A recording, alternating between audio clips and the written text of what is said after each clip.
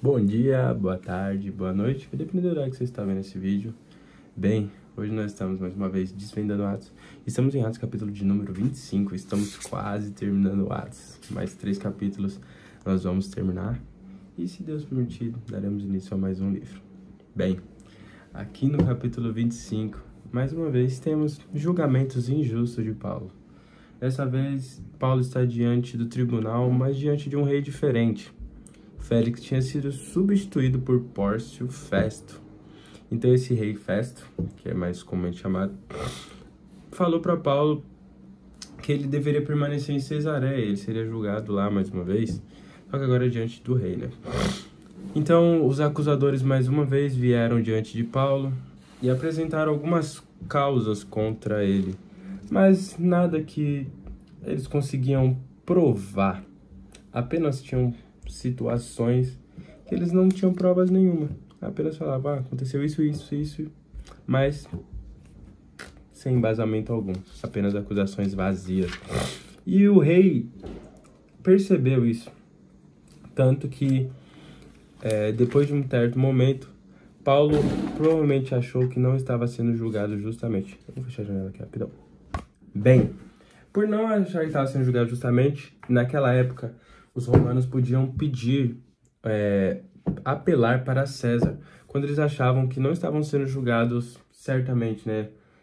Então, Paulo apelou para César.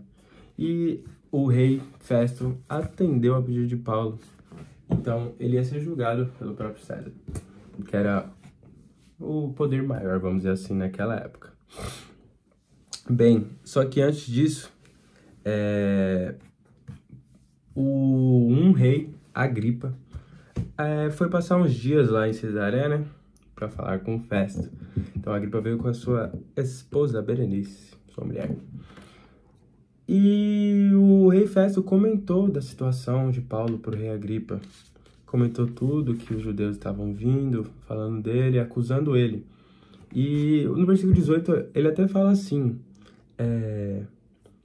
estando presentes acusadores, não trouxeram acusação alguma das coisas que eu, o rei Festo, suspeitava, mas tinham certas questões contra eles acerca de sua superstição e de um tal Jesus que estava morto, mas Paulo afirmava estar vivo. Então, Paulo tinha convicção de que Jesus estava vivo. Paulo, enquanto todos diziam Jesus está morto, Paulo afirmava, Jesus está vivo. E Paulo tinha convicção disso tanto que ele estava sendo julgado exatamente por isso, por falar que Jesus estava vivo, por pregar o evangelho. Só que eu acho que o rei não tinha entendido ainda. Bem, depois disso, o rei Agripa falou, nossa, eu preciso ouvir esse Paulo também. Eu quero ouvir também, lá no versículo 22. Então Agripa disse a Festo, eu também gostaria de ouvir este homem. E o Festo falou, então amanhã você vai ouvir. E depois disso, todos se juntaram, a gente vai ver lá no versículo 23 e 24, que veio o rei Agripa e Berenice com grande pompa, né, que é bem vestido, bem trajado, e os tribunos e principais homens da cidade. E diante deles foi colocado Paulo, que estava sendo, naquela teoria, o marginal, né, o homem errado, de certa forma, mas ele não era. Então, Paulo estava sendo julgado injustamente. Paulo estava sendo colocado diante de pessoas injustamente. Mas tudo aquilo tinha um propósito. Lá no capítulo 26 a gente vai entender que Paulo tem a oportunidade de falar a sua história todinha e ao mesmo tempo falar de Jesus. Mas voltando para o capítulo 25, ele é encerrado com essa situação. Festo conta a situação de Paulo e que ele apelou para César.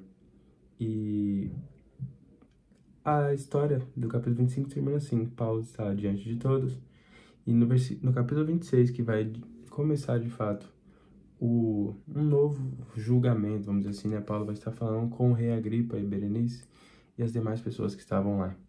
Mas a gente observa aqui que Paulo continua sendo julgado injustamente. Paulo continua preso injustamente, porque não tem acusações contra ele, mas ele continua perseverante, lembrando da promessa que foi feita lá atrás, de que ele ainda pregaria em Roma. Se eu não me engano, é no capítulo 23, acabei de confirmar aqui, no capítulo 23, Então, Paulo provavelmente não esquecia da promessa de que ele pregaria em Roma. E mesmo sendo julgado injustamente, ele permanecia firme e não recuava no que ele dizia, mas continuava dizendo que Jesus salvou ele, que Jesus estava vivo e que em breve voltaria para buscar. Então, mesmo diante das dificuldades, mesmo sendo julgado injustamente, permaneça firme e convicto naquilo que o Senhor te confiou, naquilo que o Senhor falou sobre você. Então, Deus abençoe. Até amanhã, se Deus quiser. E fiquem com a paz do Senhor. Deus abençoe.